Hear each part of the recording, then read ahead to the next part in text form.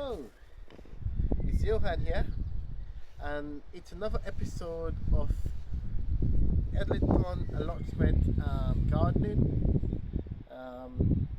It's actually season 1, episode number 4 now, and it's the 14th of June today.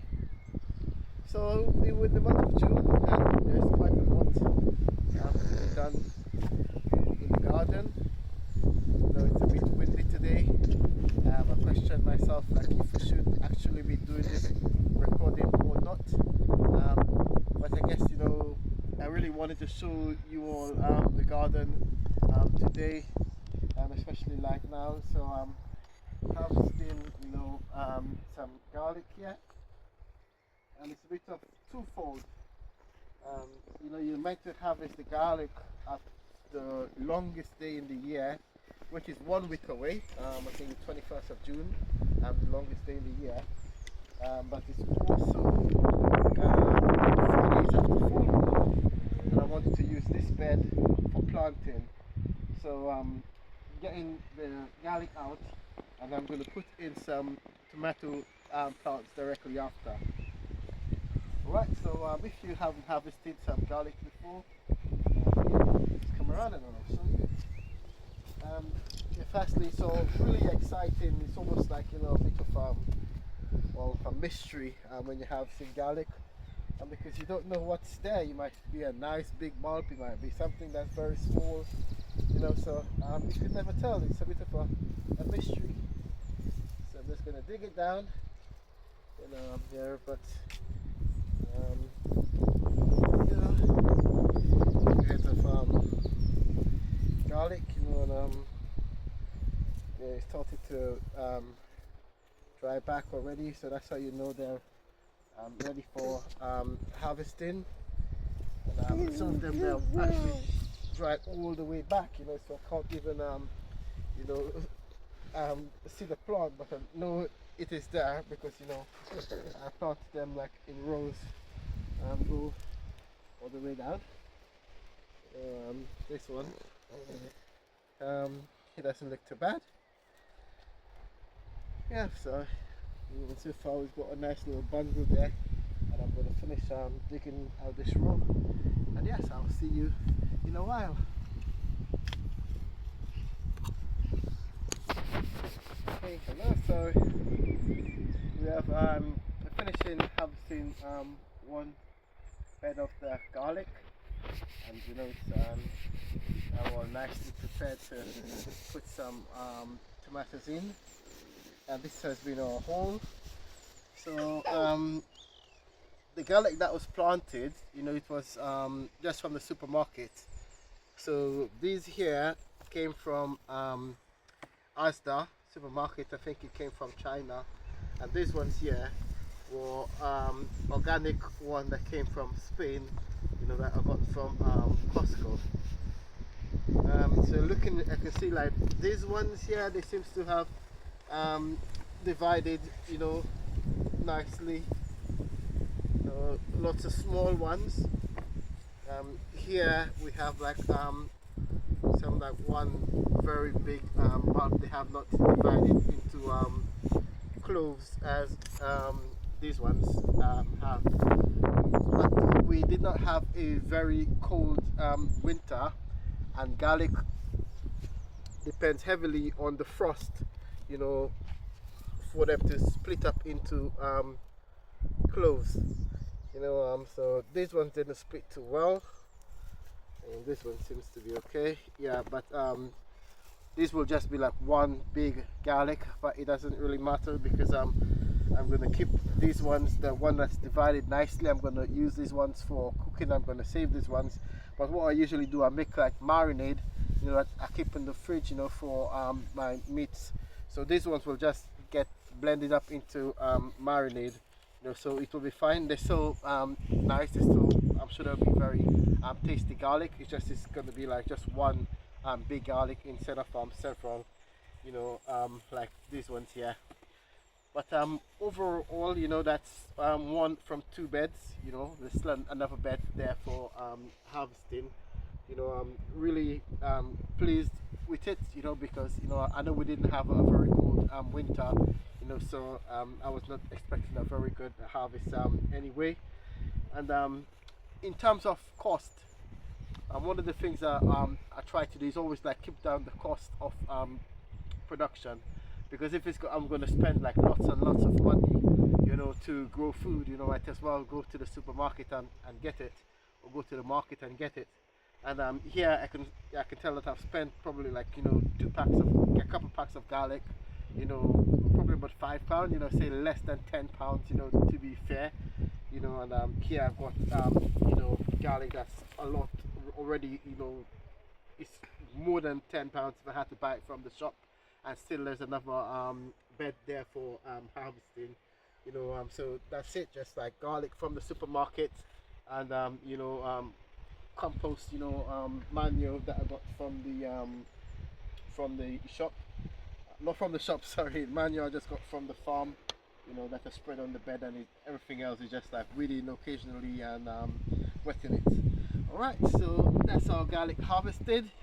I'm just going to show you around. The last time around, and the garden was covered in weeds, and I thought like, I was going to do some weeding, so here we have some beets. Well, this one is showing this, I can see this one like showing its face here, so there's a little beet there, but I have planted some beets at home, and they're seems to be doing a lot better than the ones that I've planted here, and I think it's just like really down to at home, like I know, like I've used like strictly like organic practices for the last couple of years, and here I'm not sure, like I have a feeling that they were using chemicals,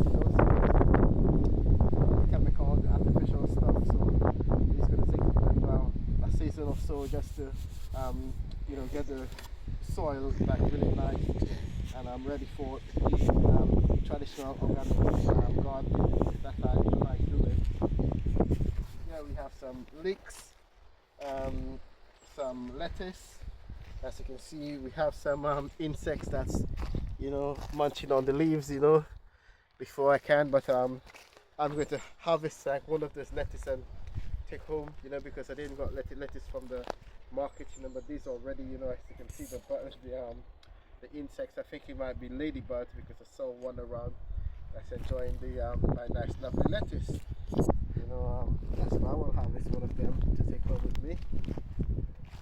Yeah, we've got some I think this is like 2 basil plants. We have that's 2 basil, a couple of basil here, some sweet peppers, we have some dill, more peppers, a couple lettuce here again, some spring onions,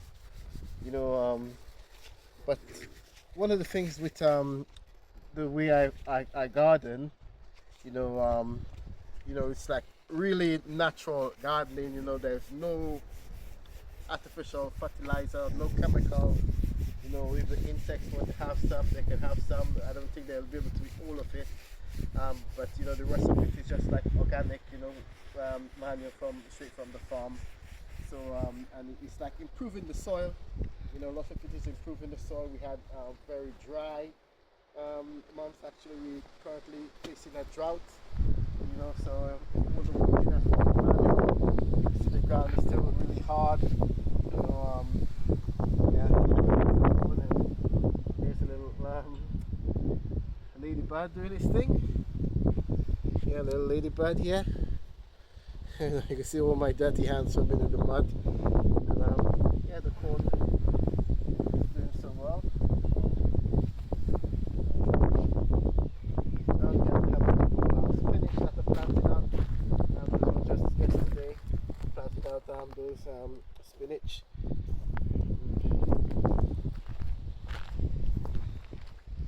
On this bed here we have some okra. They don't seem to be doing very well, but hopefully a couple of the plants survive. I may decide to just stick some seeds in, just to fill up the here we have some potatoes. You know, I'm not sure what's happening here. Things are enjoying the leaves. You know, yeah, I'm not too sure what's happening there. I'll have to look into that one. And on this side we have onions.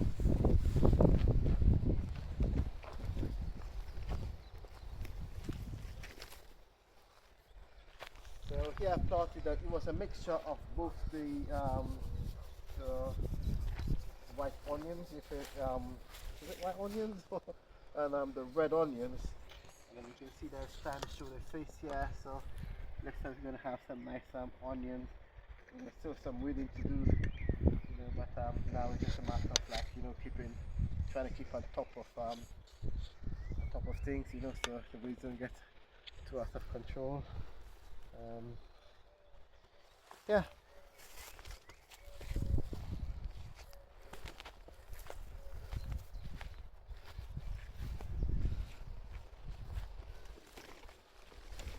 Over here we have a couple courgettes. This courgettes that was planted yesterday, and you know, those they're planted on bed or anything. It's just like dig the holes in, you know, put some organic matter, some manure in there, mix it in, and just stick those in. And those were planted yesterday. And the other part we're coming to is here. Once again, as you can see, I have like my bowl, and I'm just going to go and harvest some of these gooseberries that's ready for harvesting. Yeah, I did not plant these gooseberries. I inherited them, you know, with the garden, and yeah, so I'm gonna harvest some of these gooseberries and take it home with me.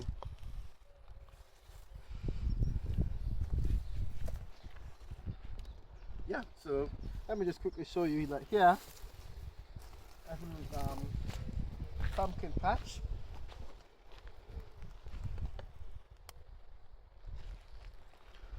And you know, I don't really want to go on a rant with this dig versus no dig farming, agriculture. But you know, I was like digging here, you know, trying to get make a mound to plant my pumpkins. And I thought, like, you know, if you're doing like no dig, how can you tell like what's under the soil? How deep the soil is, you know, if it's not like stones. And it just happened that, you know, like this part right there, like there's actually like a big, like massive, like stone wall that's under like this section right there, you know. So just try to cover it back up, but there's like a massive stone wall under there. You know, I was a bit in a rush to get my pumpkins in, you know, so maybe eventually I'll start digging in and try to see like what type of structure or what is it, and do some research into it. Yeah, so that's the pumpkin. I'm just gonna go now harvest the gooseberry, and then the next thing I want to do, because someone had asked me from the videos, like, to they want to see how I do my planting, how I plant it, how I put my plants in. So I'm going to harvest these gooseberries, and I'm going to see you in a couple of minutes time, you know, and I'm going to show you how I do my planting. I have a couple tomatoes to plant out there, as I said earlier. So you know, so see you after this.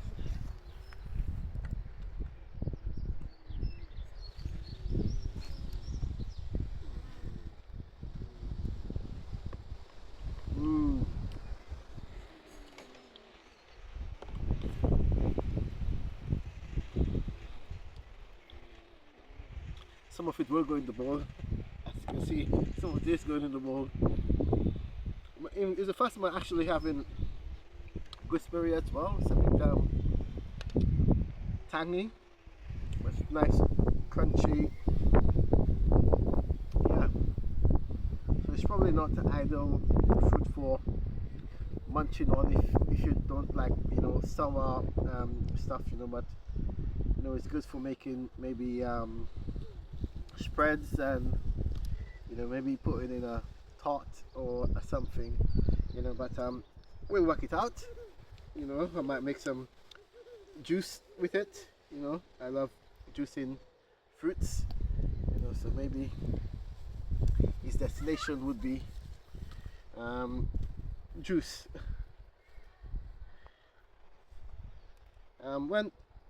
When harvesting gooseberries, you have to be very careful because they have like thorns, so they can prick really hard, so just have to be really careful when harvesting those ones.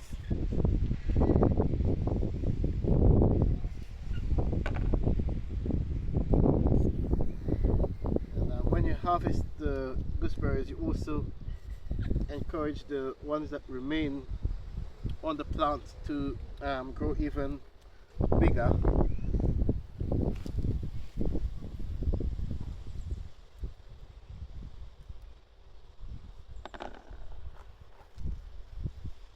We have lots and lots of gooseberries, and that's just one plant. There's a couple other plants as well, I know the birds love these gooseberries, so I'm just really happy to be able to get some of these.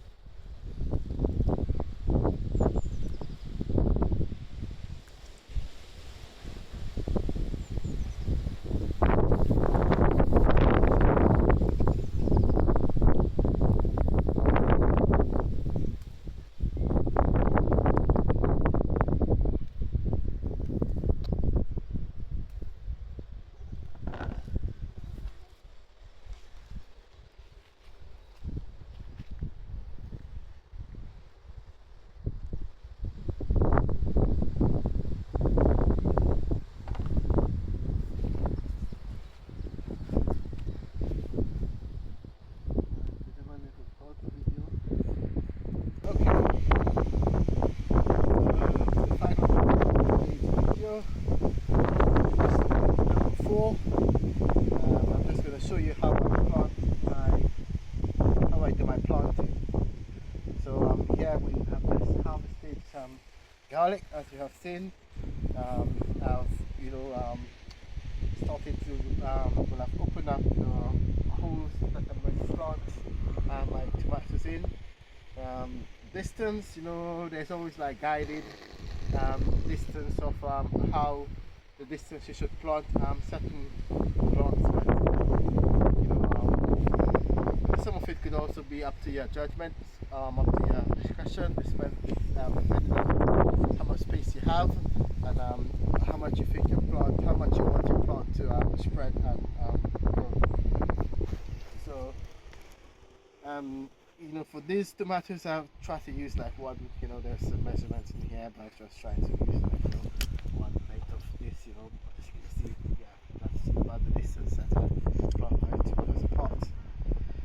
So ideally with this organic way and traditional way of farming, like you would want to mix like your compost in with your soil and then plant out, but we had mulch garlic fairly recently, so you can see like there's still like nice compost in there, we are trying to improve the soil. And the good thing about using this nice organic manure is it also retains moisture in the soil.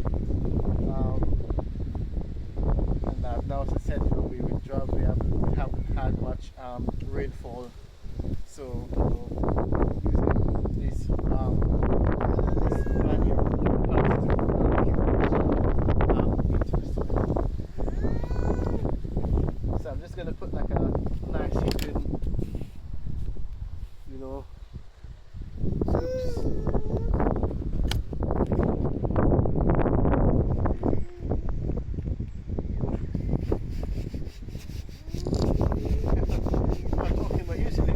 First is I usually like wet the hole.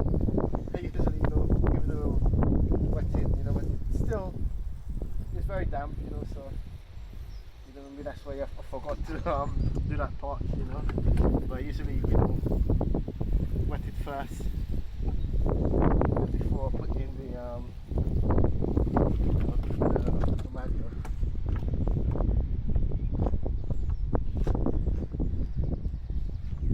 Yeah, I can continue these after. So the other part is like, you know, you get your plant, you know, so these tomato plants, as I said, I also, you know, always try to keep the price down. So these are some tomato plants, and it just came straight from tomato we got from the market. You know, put paper towel in there, put the seeds on it, just cover it lightly with soil, you know, and wet it, and in a couple of days, you know, you have tomato plants. You know, you single it out, and now ready for planting. So get it in there, you know, cover them up, you know, give it a nice little press, not too much to compact the soil too much, but just enough to keep the roots, you know, nice and firm.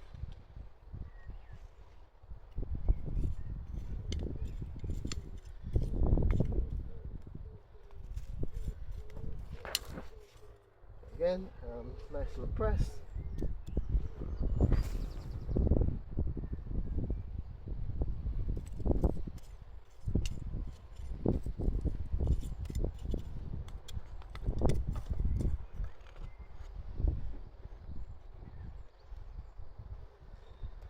And the other part I'll do, you know, is just again take some organic matter and you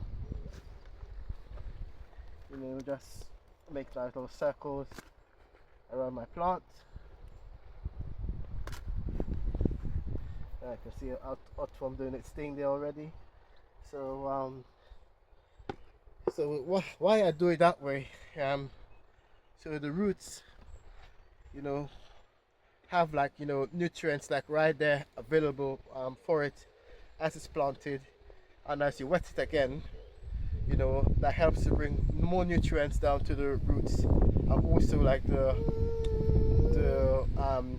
manure or organic compost that's, you know, that's around it, you know, acts as mulch to keep the moisture in as well. So the earthworm's gonna come in, you know, they're gonna start moving the organic matter through the soil, you know, that's gonna help the microbes, improve the microbes, you know, and yeah, you have like nice soil that, you know, over, you know, a period of time, a year, 2 years time, and then you'll have like nice rich fertile soil, you know, free of chemicals, you know, just there waiting to, you know, be planted, you know. So in a couple of years time, you know, it will be, you know, no dig, where, you know, there'll be hardly any roots, you know, and weeds around, and you have like nice fertile soil, you know, with everything there, with your microbes, with your earthworms, and yeah, all you have to do is just like keep adding, you know, little manure around it, and keep planting. Yeah, so yeah, that's the way I do it, you know. And I'll keep I'll keep adding, you know, because this gets broken down, and you know, the surface of the soil gets bare again, you know. So, you know, over time I'll keep adding more manual organic matter to the top, and the final part in the planting process is to give it a nice wet. And it's always good to, you know, like give it a good wet, you know, and you can tell like when the water starts settling, then, you know, you can tell that it has enough enough water. You know, so I tend to give it like a really good wet, you know. Yeah, and that's it. That's how I do my planting. All my plants. That's the method I use. So yeah. So feel free to add a comment. Let me know how you do your planting. What do you think about this method? What method that you use. What works for you. And maybe the next time I'll give like a rant about this no dig. Before the planting, for the privilege where you have to buy like bags and bags and bags and bags of organic compost, rather than using like little or nothing, funding, just a bit of like hard labor in the beginning. It might be nice and appealing, like hey, I'm just gonna get some cardboard boxes, put it down and buy wood, to make raised beds and fill it up with compost, and then I'm gonna do my planting. I don't have to think about digging. I don't have to think about getting rid of it. But I think like this is the way to. Well, this is the way it has been done for hundreds, like thousands of years, and yeah, and I think like you need people like me around to continue doing this method of farming, so we don't forget about it and just think like, oh, farming is like put some cardboard boxes down, fill it up with compost, and you can do your planting. So yes, that's it, episode 4. Thank you. Until next time, have a good time. All the best. Happy planting. Happy summer. Thank you so much.